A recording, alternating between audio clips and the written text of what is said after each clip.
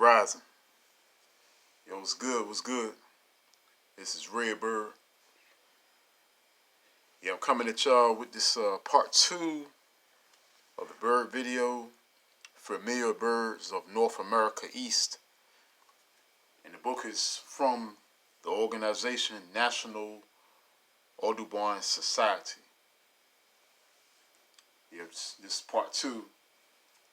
Hope y'all having a good, wonderful Sunday so far, you know what I'm saying? Yeah, I'm about to get into this, and the last bird I left off on was the common golden-eye bird, which was on page 38, and now I'm on 39. Has a picture of the bird, and page 40 is what I'm on now. And this particular bird, which looks like a duck, is called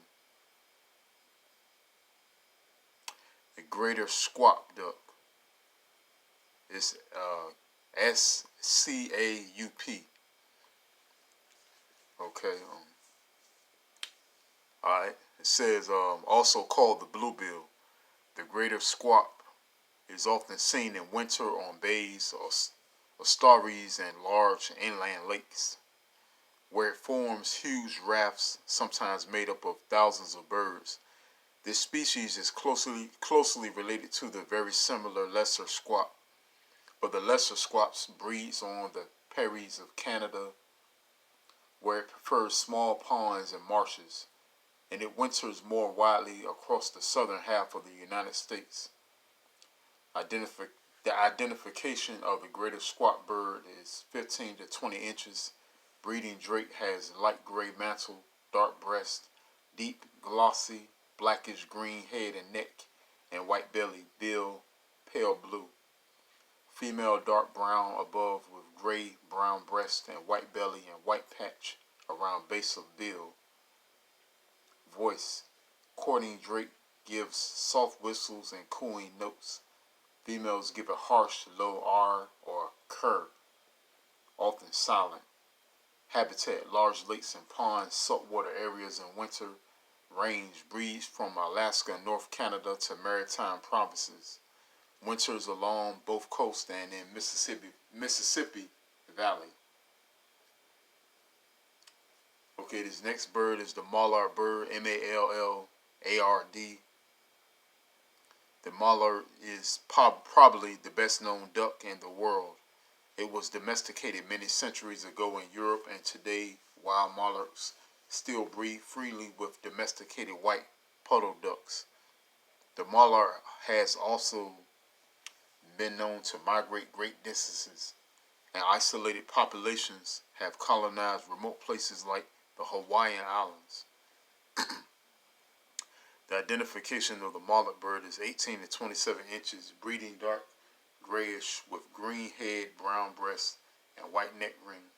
Female and non-breeding male malted brown with white tail and orange and brown bill. Both sexes have glossy blue speculum visible in flight.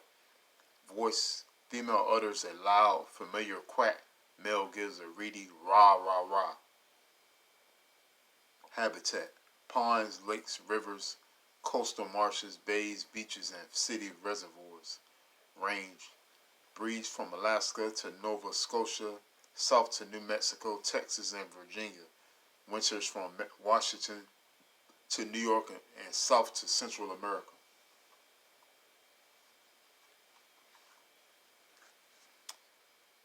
Okay, his next bird is the green-winged teal. These little dabbling ducks fly swiftly in compact flocks, wheeling and turning in unison. They often migrate in larger flocks than other marsh ducks. Where food is abundant, it is not unusual to see several hundred birds traveling together. They feed in shallow marshes, mud flats, and flooded fields.